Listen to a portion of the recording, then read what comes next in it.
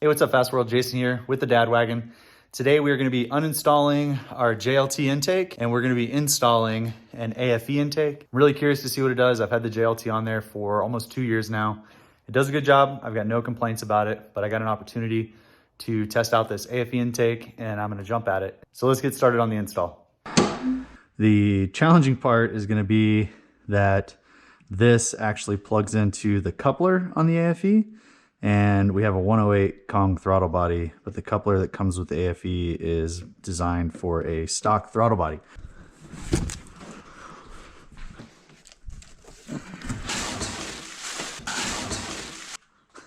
This 98mm coupler needs to fit on this 108mm throttle body. I don't know if that's going to work or not.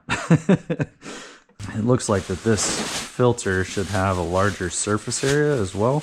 Now this part's actually pretty cool. In past vehicles, I've had a lot of carbon fiber. This one I've held off from doing much carbon fiber, but this piece actually looks really cool. So this is going to be going here. Pretty stoked about that.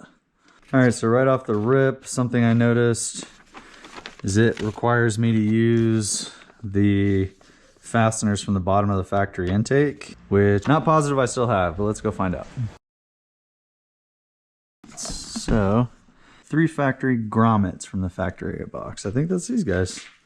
Should be good. That's what's up. All right, let's see if these things fit. Oh yeah, there we go, perfect. Nice. All right.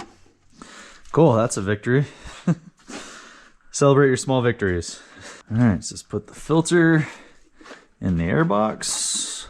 Next, it wants us to put the throttle body coupler on the throttle body, so I guess I'll take the JLT one out now. I think that was step 1. JLT intake is a cone style filter. It actually does pretty well. Mine's a little banged up from being crammed in here. The 1-inch FI spacers kind of make everything sit just a little out of spec. It all fits and works, but it makes everything just a little bit out of place. Hump hose coupler we got to be able to fit it over the Kong 108 throttle body. So you can see the JLT actually seals it up pretty well. It doesn't allow air to come in from the bottom, which the aFe does. So I'm actually kind of looking forward to seeing if that's a benefit or a hindrance. I don't really know. Yes, I know they have actual specific tools for this. I don't have one. So you get a screwdriver. There we go, that's right. There's the JLT heat shield. So yeah, this is where the factory air box sits. Provides a little bit more air to come in, but it also is a little open to the engine bay, as you can see here. I might actually start with this coupler because I know that's going to be a hassle and I want to have as much working space as I can have in here. Here's our coupler. It fits inside the throttle body to start with. We have a long freaking way to go.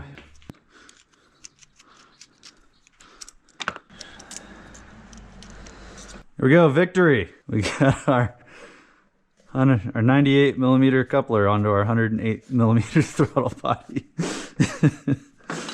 You know what I didn't do that I should have? Is test fit this guy to see if that was going to be a good location. It's almost a good location. Still able to move it a little bit. Good. All right, that's going to work. So I think I'm going to have to take, yep, I'm going to have to take this guy out. So this is a 3D printed piece I had ordered to use this space here. Open this up because from the factory this is closed off. And the JLT intake doesn't take advantage of it. Looks like the aFe intake does. It has a molded in piece here to take advantage of this opening. So that molded in piece directly conflicts with this piece. So we're gonna go ahead and take this out. It flew off somewhere. There it is. There we go. Getting all of these little grommets lined up. Looks like this guy might be kind of getting in the way. Get it over there. I think once I get it down. There we go. Woo! All right. There. Okay. So that's open to that.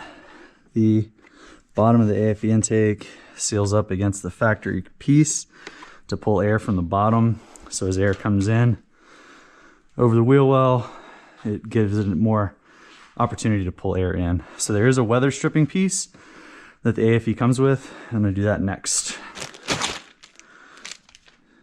Is top seal for the aFe. And this is to seal against the hood. You can see it's all the way down to that lip. There we go. Cool. All right, well that's on. There. Now the connection piece. All right, so here's the connection piece. I mean, it looks great. It's very clean. It looks like this cutout here is for the washer reservoir, which makes sense. This looks like it's gonna be real tough to get installed.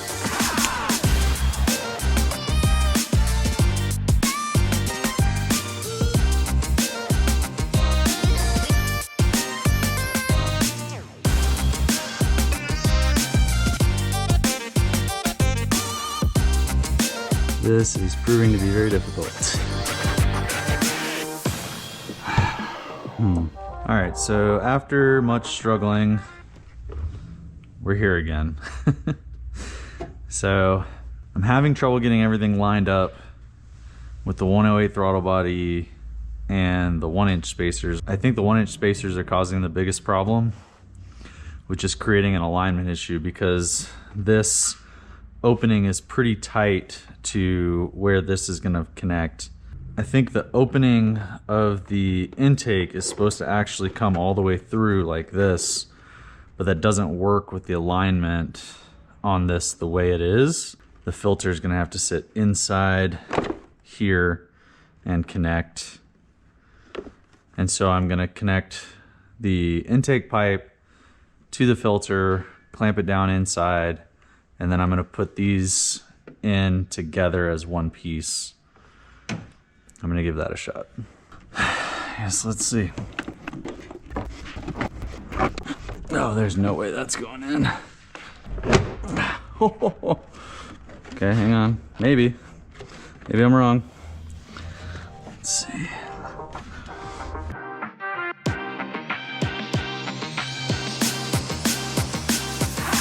All right.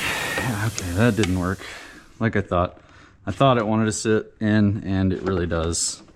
It does not want to sit that way for sure. See how this is straight again now? All right, so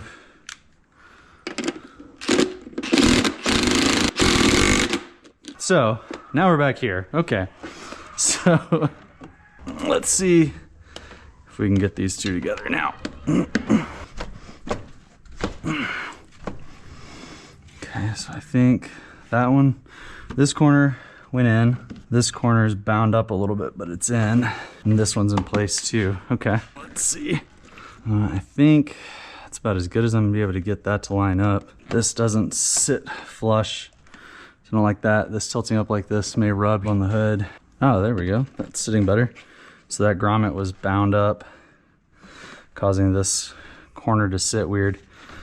Now that the grommet's fallen out, it's sitting a little better. I really wish I had just a different coupler here for the 108 that would fit just a little better. I can't really pull this off anymore to close this gap.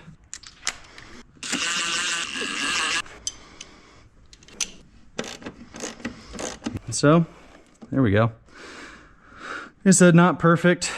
This is not lining up perfectly with the groove where it's supposed to go. This is sitting a lot better now. I like that. This filter's sitting in here just fine. That's tight, that's tight, that's tight. This guy is in here nice and snug. Need to replace this guy. Twist in place. There it is, aFe intake installed. I nicked it up a little bit installing it, but there you go. aFe intake with a Kong 108 throttle body and the 1-inch FI spacers. The 1-inch FI spacers definitely made this install a lot more difficult than it would have been with the regular FI spacers. The 1-inch spacers do provide more space underneath the supercharger for airflow and get it a little more standoff off of the engine to keep a little more heat off of it. I definitely like the 1-inch FI spacers for that, but they have definitely made this install a lot more difficult. I did trim some of the plastic off the back of this washer reservoir, noticing that it was catching on this earlier. Looks like you could probably shave a little more if you cut it at an angle here. If you're in the same situation as me with the 1-inch FI spacers, cut a little more off the backside here, and that would probably clearance it okay. I mean, right now it's gonna rub on that carbon, but I'm not taking that thing back out. The aFe intake definitely looks really good. It looks like an upgraded part. The JLT intake looks kind of like a factory part. I guess it depends on what look you're going for. If you want it to look like a nice upgraded part, aFe looks really nice. I wish the aFe badge wasn't across here, but it is, so nothing I can do about that.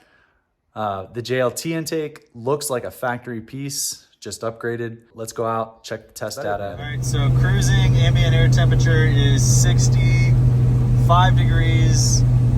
Intake air temps are about 53. I think I've seen 52 or 51 degrees. So it's just a little over 10 degrees cooler than the ambient air temperature with the aFe intake on. We're looking about 12 degrees cooler than ambient air. With the JLT intake, the best I was able to see was 9 degrees below the ambient air temperature, so we're seeing 4 or 5 degrees. Yeah, see there's 51. So we're showing 5 or 6 degrees better with the aFe intake versus the JLT intake. I don't know if that's enough to say that one's better than the other. I mean, realistically, that's pretty darn close on intake air temperature. So there you go, guys. It looks like the aFe intake is showing about 5 degrees cooler, which is what I thought I was seeing initially anyway. I don't know if that's enough to consider the aFe intake that much better than the JLT intake. Pretty close. I'll put on screen here the cost of the aFe intake and the cost of the JLT intake for comparison. I mean, the aFe intake is a little cooler with the IATs in this testing. I will say for sure, after driving the JLT intake for almost 2 years, immediately when I got in the car, I noticed that the aFe intake makes the supercharger noise significantly quieter. There's not nearly as much belt whine. Almost stock. It's been a long time since my Trackhawk was stock, so I can't say for sure like stock, but it's a lot quieter than with the JLT intake. So if you like the aggressive supercharger whine, being able to hear that in the car, the JLT intake is definitely better for that. The aFe intake is a lot quieter in the cabin, so you can factor that in as well. So you can look at price, you can look at supercharger whine, and then you see the data on intake air temperature comparison. So with that being said, that's gonna be it for now, guys. Thanks for watching. Keep coming back for more Fast World content. God bless you guys, and we'll see you next time.